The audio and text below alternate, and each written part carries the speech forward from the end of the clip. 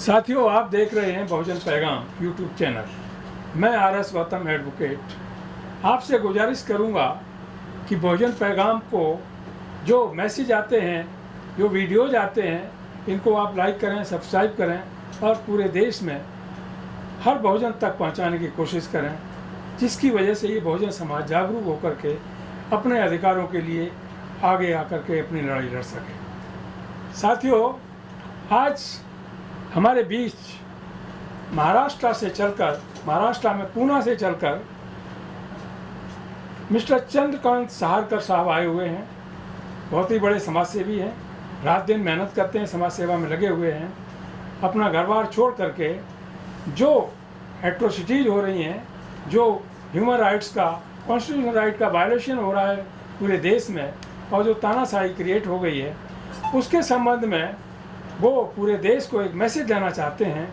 आपसे गुजारिश है, आप उनके मैसेज को गौर से सुनिए, उनके वीडियोज़ को सुनने के बाद वायरल कीजिए, जिससे बहुजन समाज के लोगों में जागृति आ सके और वो उस रास्ते पर आगे बढ़ सकें जिसकी तरफ इंडिकेशन सहारकर साहब करने वाले हैं।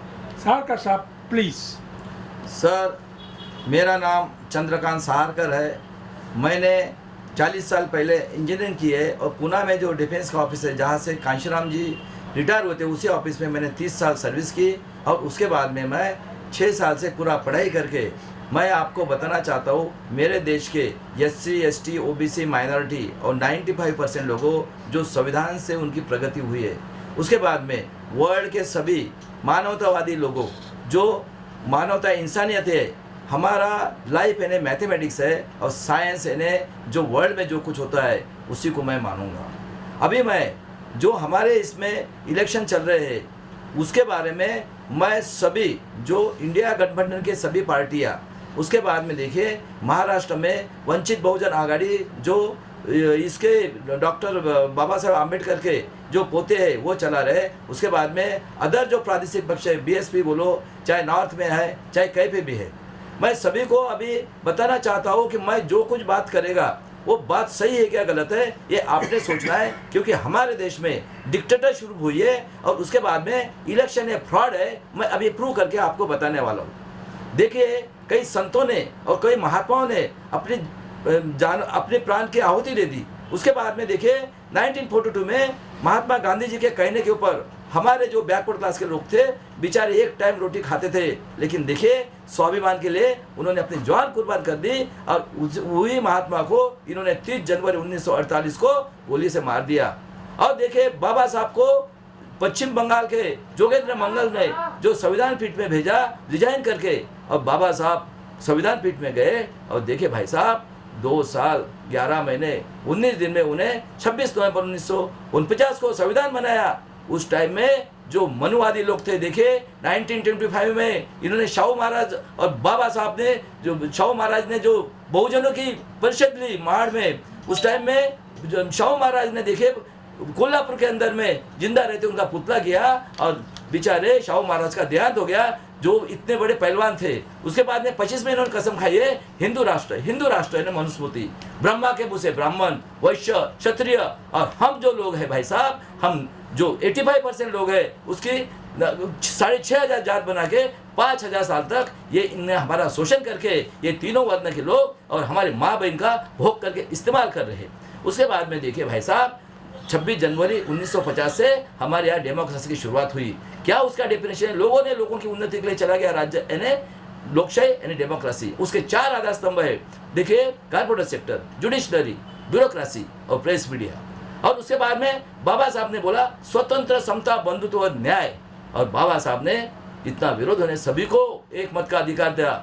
बाबा साहब न्याय प्रिय लोग थे। देखिए कभी उन्होंने सोचा नहीं कि इन लोगों ने मेरे लोगों को इतना शोषण किया करके, और उन्होंने कहा कि ये देश 100% लोगों से टैक्स वसूल करके चलेगा।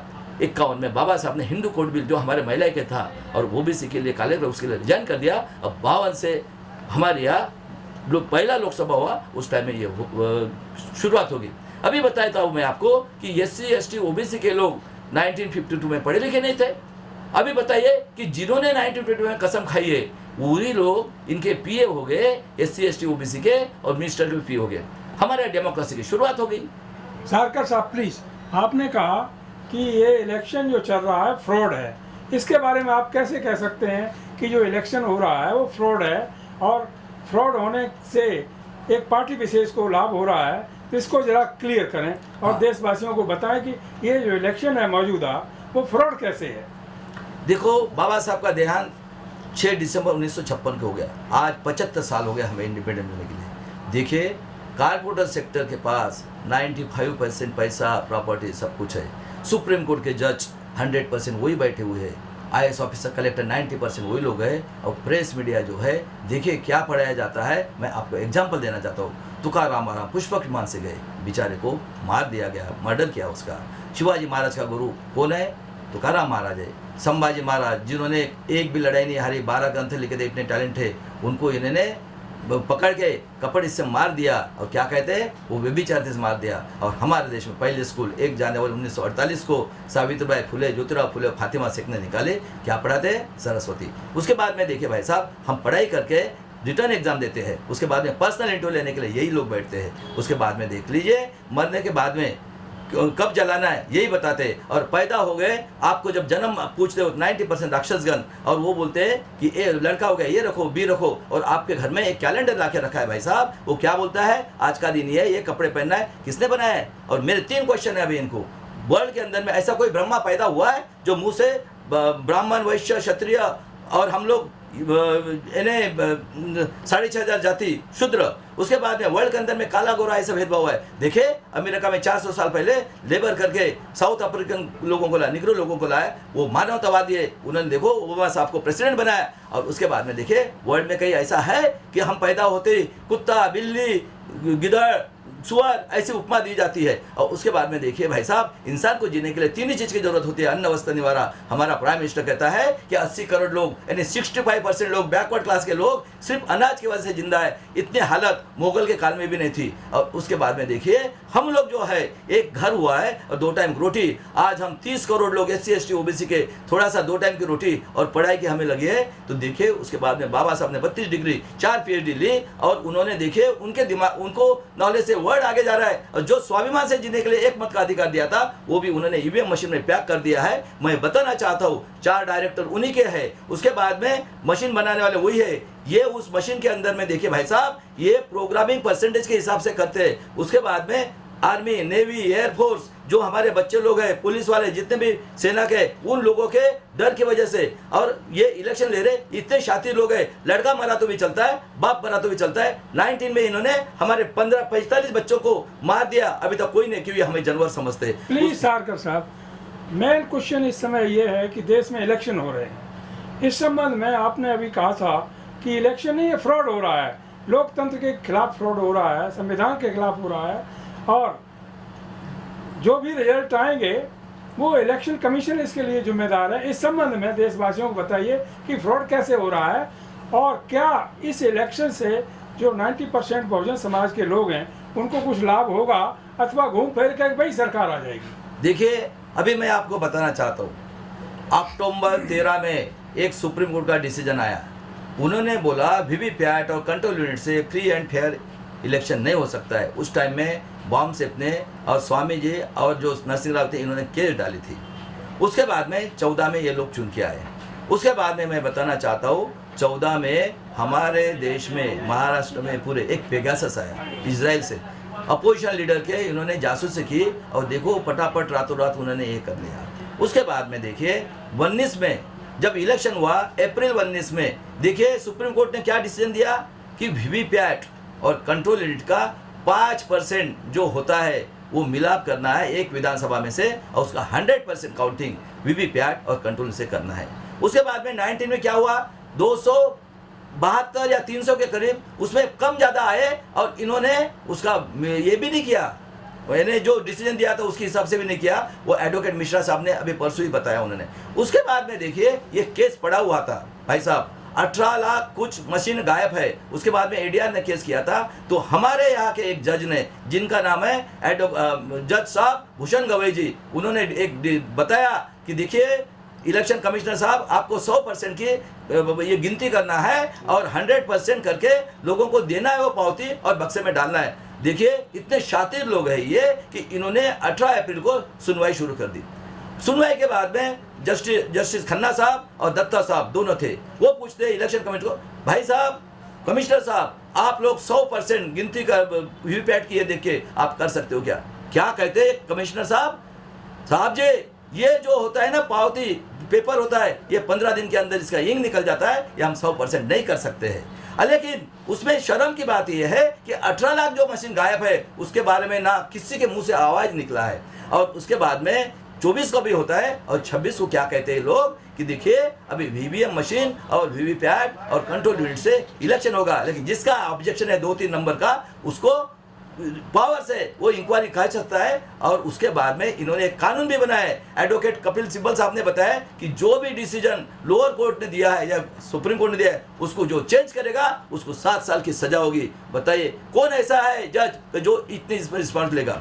उसके बाद में देखिए हमारे इलेक्शन के लिए शुरुआत हो गई है। मैं आपको बताना चाहता हूँ फॉर्म 17C ये और जो फ्री एंड फेयर, इसका डेफिनेशन क्या है मैं आपको बताना चाहता हूँ।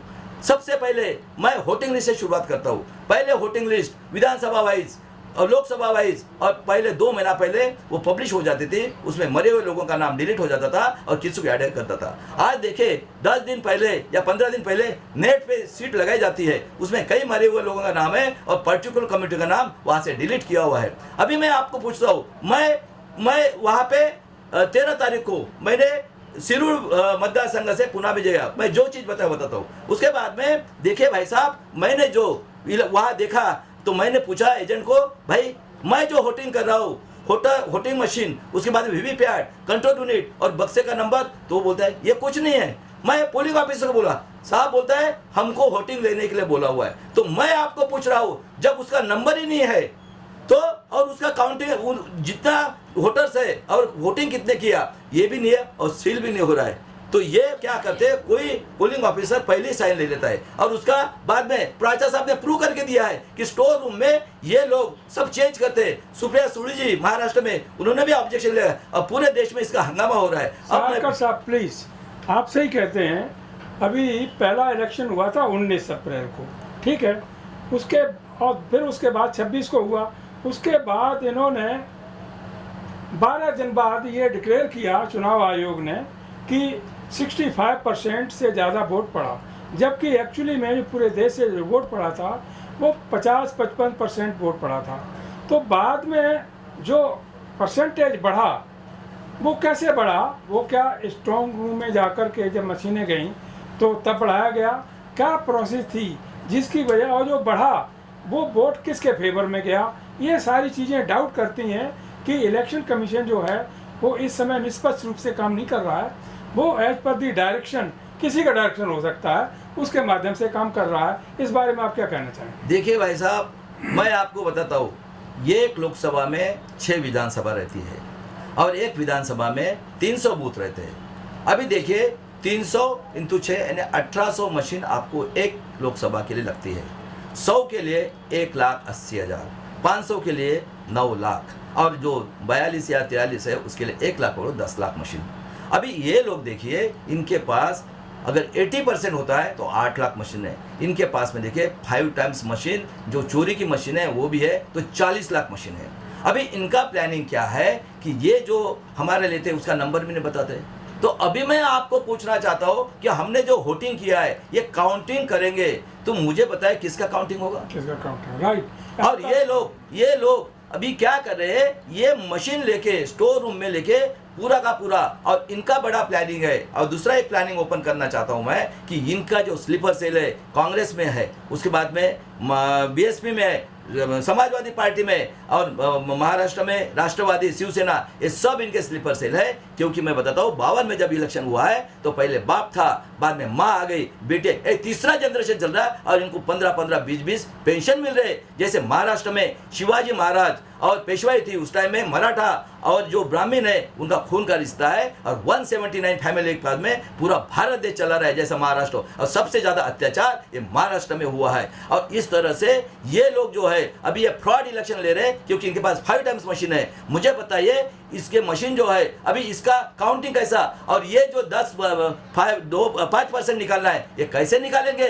लेकिन मैं आपको बताना चाहता हूँ हम मानसिक गुलाम है, उसका उदाहरण देता हूँ। मेरे देश के साइंटिस्ट, उसके बाद में PhD किए हुए लोगों और पूरे साइंटिफिक थिंकिंग वालों, देखो भगवान ने बोला कोरोना जाता है ताली थाली बजाइए। उसके बाद में जिस महिला ने हमें जन्म दिया है, जिस बाप ने हमें पाला पोसा है, वर्ल्ड के अंदर में जितना माँ बाप का हमारा उपकार किसी का है, अरे 72 में प्राण प्रतिष्ठा है। चले हमारे लोग, यानी आप लोग 5000 साल हो गया, लेकिन ये मानसिक गुलामगिरी करके ये जो इलेक्शन ले रहा है ये पूरा का पूरा फ्रॉड है। और मैं अभी भी चैलेंज करता हूँ सुप्रीम कोर्ट के जज और मेरी बहन मुर्मुरा जी, इसके बाद में जो कुछ होगा उसके लिए आप जिम्मेदार रहने वाले। और मुझे चैलेंज है कि ये जो है 20 लाख मशीन, और देश को बोलता हूँ मैं सबसे पहले अभी 5th पेज का इलेक्शन होगा, उनको पूछना है हमें होटल मशीन, उसके बाद में वीवीपैट, कंट्रोल और बक्से का नंबर चाहिए। मैं ADG जो ऑडिटर जनरल इंडिया का है उनको पूछता हूँ ऑडिट किसका होगा, जो एटम और जो पेपर है उसका होगा, तो आपका काउंटिंग किसका ले रहे हैं लोग। इनके पास फ्रॉड मशीन है, उसके बाद में ये हो ही नहीं सकता। एक इलेक्शन कमिश्नर किया है। सारकर साहब प्लीज, आपने अच्छा फरमाया, बहुत अच्छा। मौके के अनुसार आपने जो लोगों को समझना चाहिए, आपका कहने का मतलब ये है कि इलेक्शन कमीशन ऑफ इंडिया के पास जितनी मशीनें होनी चाहिए ज़रूरत है उससे शायद 3 गुनी मशीनें हैं। और स्ट्रॉन्ग रूम में जब मशीनें जहाँ वोट पड़ता है चली जाती हैं उनको चेंज कर दिया जाता है, और वो मशीनें जो आती हैं उनमें पर्टिकुलर पार्टी के वोट हुआ करते हैं और उनका नंबर भी नहीं होता।